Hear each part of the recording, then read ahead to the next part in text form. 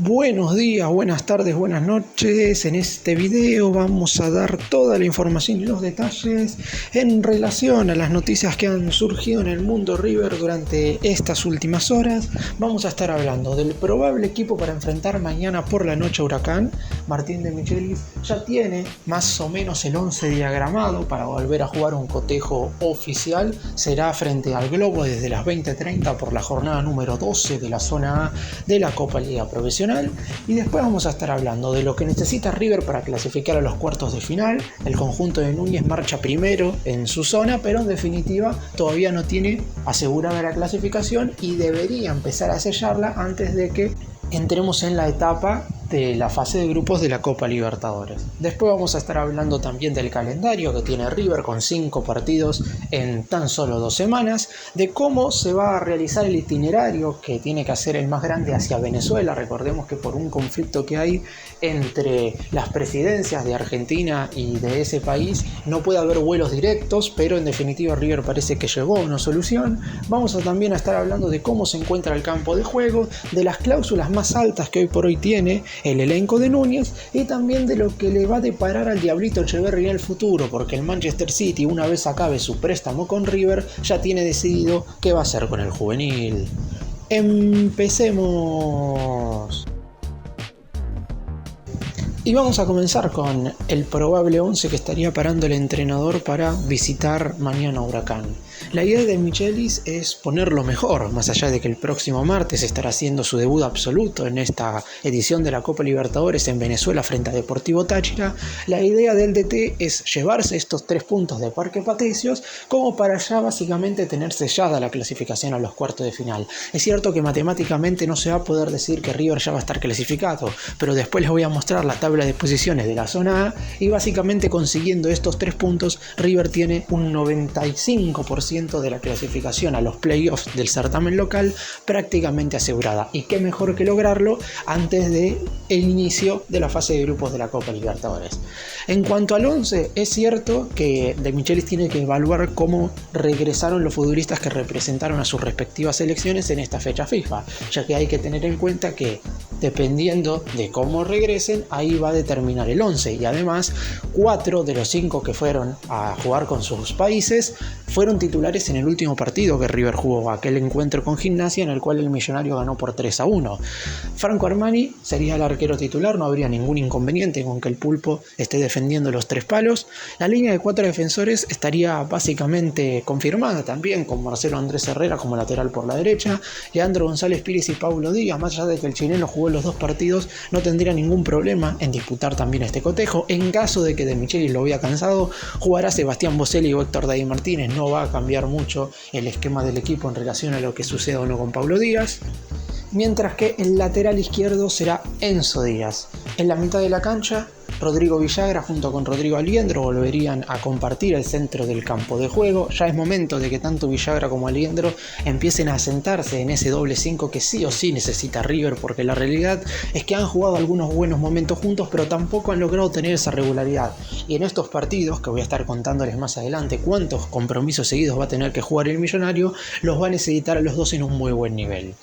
El otro jugador que va a completar la mitad de la cancha es Barco, y el restante es la incógnita. En principio debería jugar Nacho Fernández porque es el que está más descansado de todos. No jugó contra Gimnasia, no jugó el amistoso y además venía siendo titular para De Michelis. Está claro que su rendimiento no es el mejor, pero en definitiva los dos que fueron titulares frente al Lobo, que fueron Simón y Echeverri, uno de ellos no mostró su mejor cara frente a Independiente Rivadavia y el otro se fue a jugar con la Sub-23 a México. Si Echeverri regresó bien, yo no lo descarto para que sea titular, pero todavía no lo puedo asegurar. En la delantera, acá hay una duda, pero en relación a cómo regresa Solari, Miguel Ángel Borja claramente va a ser la referencia de área. Si Solari regresó bien, creo que tiene más posibilidades de ser titular que Colidio, teniendo en cuenta que estuvo desde el arranque, el día que River jugó en el Monumental contra Gimnasia. En caso de que quiera darle descanso o resguardarlo para el cotejo en Venezuela, el ex Tigre será titular.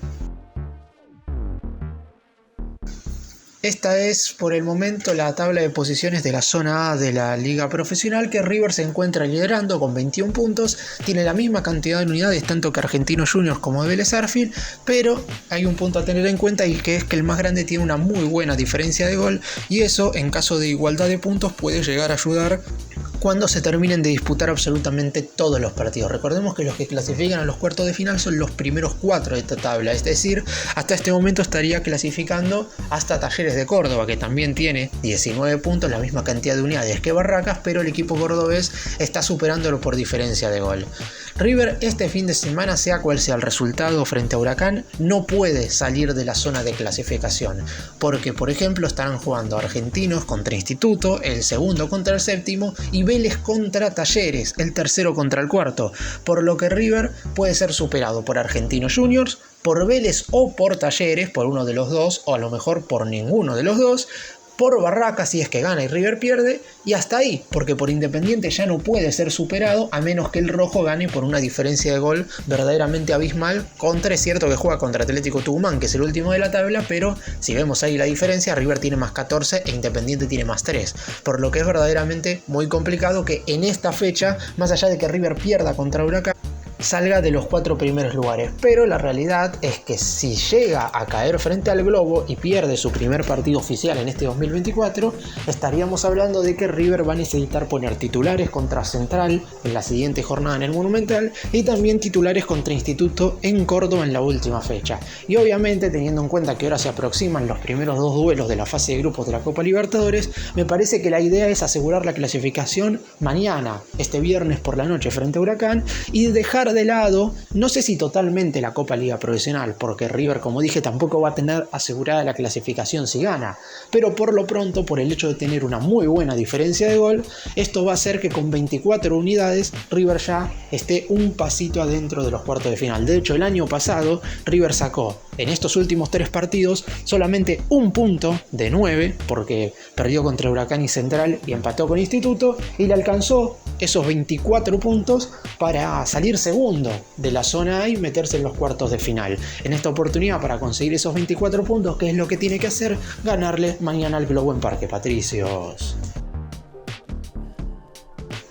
Y se vienen 5 partidos duros para el equipo de Martín de Michelis. Si bien es cierto que esta no es la primer seguidilla de partidos que va a tener el más grande, ya tuvo una, inclusive me atrevería a decir, un tanto más intensa antes del parate por las fechas FIFA, cuando tuvo que jugar contra Talleres en Córdoba, contra Independiente Rivadavia en Mendoza de local, contra Independiente de Avellaneda de visitante, la final por la Supercopa Argentina ante Estudiantes y el último duelo ante Gimnasia de La Plata en el Monumental. En ese entonces fueron 5 duelos en 15 días. En esta oportunidad van a ser 5 duelos en 17 días. Va a tener 2 días más, pero en definitiva estamos hablando de que ahora los cotejos son determinantes tanto para la continuidad del más grande en la Copa Liga Profesional como también para lo que va a ser el arranque de la fase de grupos de la Copa Libertadores. Ninguna de las dos cosas puede ser dejada de lado totalmente por River. Está claro que dependiendo de los resultados, sobre todo el de mañana frente a Huracán, ahí se va a poder determinar qué es lo que puede llegar a ser de Michelis en cuanto a la rotación de futbolistas en las últimas 2 jornadas del certamen local. Sobre todo también porque el otro duelo contra Central es frente a un rival que también juega fase de grupos de Copa Libertadores, por lo que es muy probable que el conjunto rosarino también guarde algunos futbolistas y en ese caso River también, si le gana mañana a Huracán, podría preservar algunos de sus habituales titulares. Por lo pronto, ¿cuáles son estos 5 partidos que River va a tener en muy pocos días?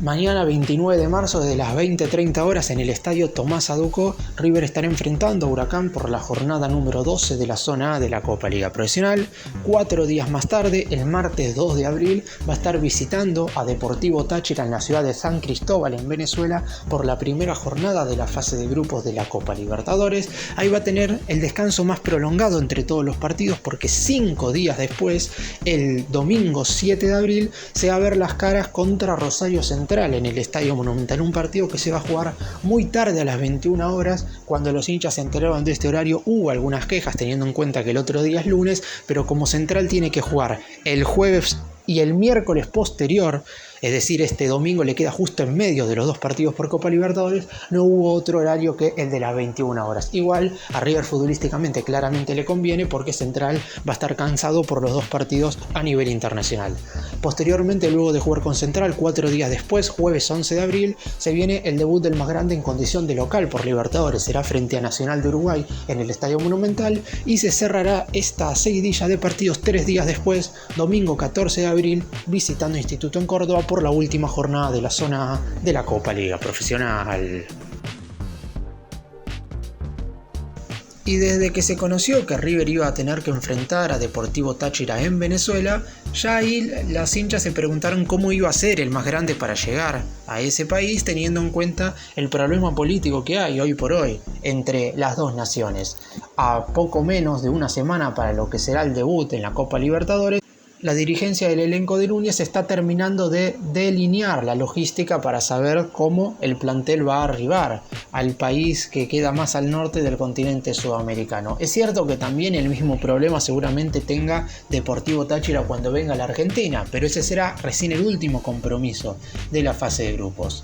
No solo resulta una complicación por la distancia, sino también por el conflicto diplomático que existe hoy por hoy entre el gobierno de Javier Milei, el presidente de Argentina, y el de Nicolás Maduro, presidente de Venezuela, quien decidió restringir el espacio aéreo de su país para los aviones con matrícula argentina. En ese marco, River estuvo analizando distintas alternativas para el viaje. Una de las opciones que se contempló fue viajar en avión de matrícula argentina, hacer escala en Cúcuta, que es una ciudad de Colombia, y luego ir vía terrestre hasta San Cristóbal, la ciudad venezolana, donde Deportivo Táchira hace de local y tiene su estadio. Sin embargo, Enzo Francescoli, manager de River, hace un par de horas casi que confirmó cómo se desplazará el millonario. Si bien no está 100% confirmado, es la manera más sencilla, o por lo menos la forma en la cual la dirigencia de River entiende que el plantel debe llegar a Venezuela.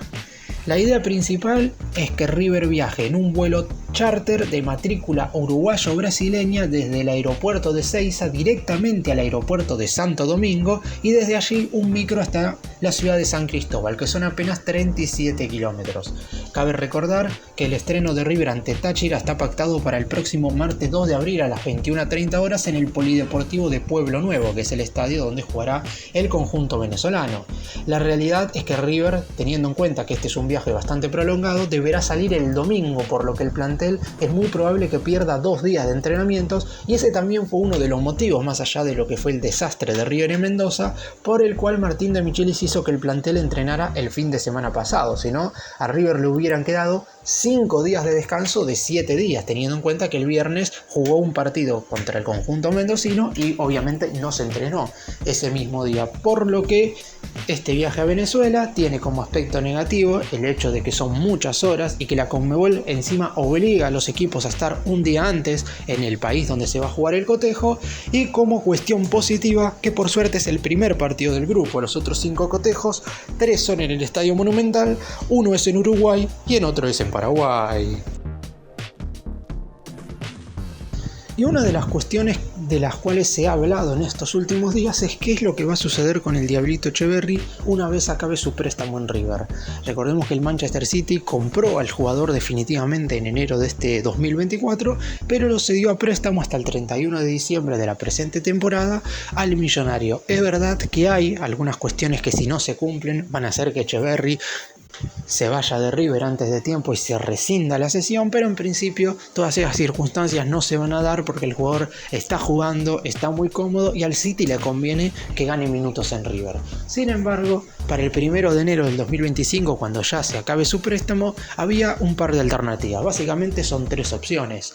que definitivamente se sume al plantel de Manchester City, algo básicamente complicado porque en ese entonces Etcheverry ya va a tener 19 años, pero en definitiva el City no es de incorporar jugadores tan jóvenes ya para su plantilla inicial. Después hay que ver, dependiendo de lo que haga Etcheverry este año, porque a lo mejor la rompe toda. Hasta el momento ha tenido buenos partidos, pero también ha tenido rendimientos flojos, algo totalmente totalmente lógico para un pibe de 18 años, pero si en definitiva se convierte en el mejor jugador de River en el año, no hay que descartar que el City lo sume definitivamente a su plantilla. La segunda opción es que lo ceda a otro equipo, y de eso es de lo que vamos a hablar ahora mismo, o la tercera, que es la que River podría llegar a intentar, que es que se quede 6 meses más a préstamo en el conjunto de Núñez, teniendo en cuenta que a mediados del 2025 se va a estar jugando en los Estados Unidos el Supermundial de Clubes de la FIFA. Hoy por hoy, de estas tres opciones, la que toma más fuerza es la segunda, porque el City, los dueños del equipo inglés son el Citigroup, como ya los conocemos, River ha negociado más de una oportunidad con ellos, tienen la idea de prestarlo al Girona de España, uno de los conjuntos que hoy es sensación en el fútbol de ese país y que obviamente los dueños también son los miembros del Citigroup. Obviamente después habrá que esperar cuál es la decisión de Etcheverry en ese sentido, no porque el jugador tenga la decisión principal en esto, pero hay que ver de qué manera juega el Girona, si esto le favorece futbolísticamente a Etcheverry, porque en definitiva tampoco le sirve al Manchester City que vaya a un equipo donde el Diablito no juega absolutamente ni un minuto. Si las circunstancias son todas las correctas para el jugador, yo creo que el 31 de diciembre Etcheverry se estará despidiendo definitivamente de River, pero hay que dejar una pequeña puerta abierta teniendo en cuenta que todavía no sabemos qué es lo que va a ser del futuro del Girona y obviamente no sabemos cuál va a ser el rendimiento del jugador a lo largo de este 2024. Y una pregunta que muchos hinchas de River se hacen es ¿cuáles son las cláusulas de rescisión más altas de todo el plantel? Teniendo en cuenta que hay muchos futbolistas que son sondeados por conjuntos europeos, principalmente las joyas de las divisiones inferiores del más grande, los hinchas del Millonario quieren saber cuánto valen cada uno de los futbolistas que hoy por hoy integran el plantel de River, teniendo en cuenta que ha cambiado mucho la cotización de los jugadores en referencia al valor de sus cláusulas de rescisión. Anteriormente, en los años 2018-2019, cada futbolista firmaba con una cláusula de aproximadamente entre 15 y 20 millones de euros, pero hoy estamos hablando de que el valor se ha duplicado y que obviamente el fútbol ya argentino, si bien todavía no vende, por ejemplo como el fútbol brasileño, ha aumentado el valor de la mayoría de sus figuras. ¿Cuáles son las cláusulas de rescisión más elevadas del plantel de River? No voy a decirlas en orden, pero por lo pronto voy a decir los que tienen los valores más altos. Sebastián Boselli, cerca de cumplir un año dentro de River, tiene 20 años y todavía, si bien no logró ganarse el puesto como titular, no deja de ser una gran promesa del fútbol y tiene una cláusula de 30 millones de euros. Rodrigo Villagra por un tiempo fue el que tuvo la cláusula más alta, después de hacer un esfuerzo económico muy importante, le pusieron un valor de 40 millones de euros a la cláusula de Villagra. Franco Mastantonio es quien superó el valor de Villagra, ya que ahora tiene una cláusula de rescisión de 45 millones de euros. El juvenil de 16 años pasó a ser el futbolista más caro de todo el plantel de Núñez. Ezequiel Barco, luego de confirmarse su compra de alrededor de 7 millones de euros en el Millonario, dispusieron que el volante ofensivo tenga una cláusula de 20 millones de euros. Por el lado de Ian Subiabre, el juvenil de 17 años, tiene una cláusula de rescisión de 25 millones de euros. La misma tiene Pablo Solari, que si bien no es de las inferiores, River lo compró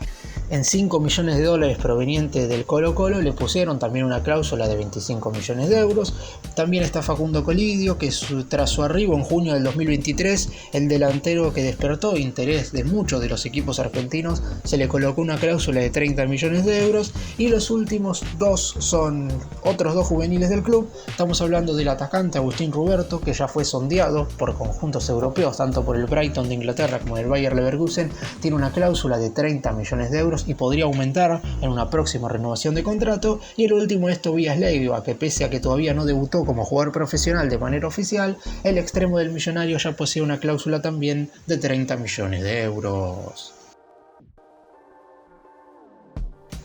Y para finalizar voy a resolver otra duda que involucra a los hinchas de River, porque muchos se preguntan cómo se encuentra el campo de juego del Estadio Monumental. Si bien ya he hablado de esto con anterioridad en los últimos videos, la realidad es que muchos quieren saber en definitiva cómo está el césped de la cancha más imponente de todo el fútbol sudamericano, teniendo en cuenta que el viernes y el sábado pasado se realizaron dos shows bastante prolongados, por lo que después de lo que sucedió a finales del 2023, que cuando se hicieron recitales en el Monumental, el césped terminó muy pero muy perjudicado, está claro que ahora los simpatizantes quieren saber cómo va a quedar el césped del Monumental. Por lo pronto hay que decir que, claro está, no está a 10 puntos como se encontraba antes de que se hicieran los espectáculos musicales, pero obviamente las reparaciones que hay que hacer son verdaderamente muy mínimas en relación a todo lo que se hizo a finales del año pasado. De hecho, recordemos que River, el último partido de la zona A de la Copa Liga Profesional contra Instituto de Córdoba, no lo pudo jugar en Núñez, sino que lo tuvo que jugar en el Estadio Libertadores de América de Independiente. Por lo pronto, luego de que se retiraron las lonas cobertoras que protegían al césped, tanto de las personas que ocuparon un lugar en el campo de juego para ver los recitales de María Becerra como del escenario en sí, vieron que quedaron algunas marcas, pero lo importante es que el pasto no quedó deteriorado, porque si esto hubiera significado un perjuicio total para el césped, River a lo mejor hubiera tenido que hacer un resembrado completo, y obviamente no había un tiempo lógico como para realizar esto. Es verdad que River va a jugar como local recién dentro de 10 días, porque frente a Rosario Central el domingo 7 de abril por la noche va a ser el próximo cotejo que River va a estar disputando en el Estadio Monumental. Pero aún así, claro está, el campo de juego de la cancha más grande de toda Sudamérica siempre tiene que estar en excelentes condiciones. Los cancheros encargados de hacer que el campo de juego siempre esté en perfecto estado ya han mencionado que no va a haber ningún inconveniente para cuando River vuelva a jugar en condición de local. Si el más grande tuviera que jugar ahora en el Monumental, está claro que estéticamente no se vería de la mejor forma porque, como dije, tiene algunas marcas, pero no hay ningún problema en cuanto al deteriorado del pasto, por lo que cuando el equipo vuelva a tener que jugar un partido oficial en el Estadio Monumental, tanto los hinchas como los propios futbolistas van a encontrarse con un campo de juego en perfectas condiciones. Para cerrar y hacer un breve resumen de todo lo que hablé en este video, el equipo claramente no está ni cerca de estar confirmado por el hecho de que hay muchos jugadores que estuvieron representando sus respectivas selecciones en esta última fecha FIFA y hay que ver cómo regresan. En cuanto al viaje a Venezuela y al calendario que va a tener River, yo creo que un equipo de primer nivel como el conjunto de Núñez debe estar preparado absolutamente para todo, y hay que decir que es positivo que el viaje largo justo sea el primero de los compromisos, porque después River no tendrá que hacer trayectos prolongados en lo que queda de la fase de grupos de la Copa Libertadores, así que podrá dedicarle de la misma manera fuerzas tanto al certamen local como al campeonato que se disputa en el ámbito internacional. Y en cuanto a lo del Diablito Etcheverry, si bien hay muchos rumores de que parece que en el 2025 va a vestir la camiseta del Girona de España, yo esperaría el rendimiento del jugador en este 2024 va a ser clave, las ganas del futbolista para saber si quiere seguir estando en River un tiempo más o si ya decide ir a Europa, van a ser claves para definir qué es lo que va a ser de su futuro en la siguiente temporada. Gracias por mirarnos, suscríbanse, nos vemos en el próximo video.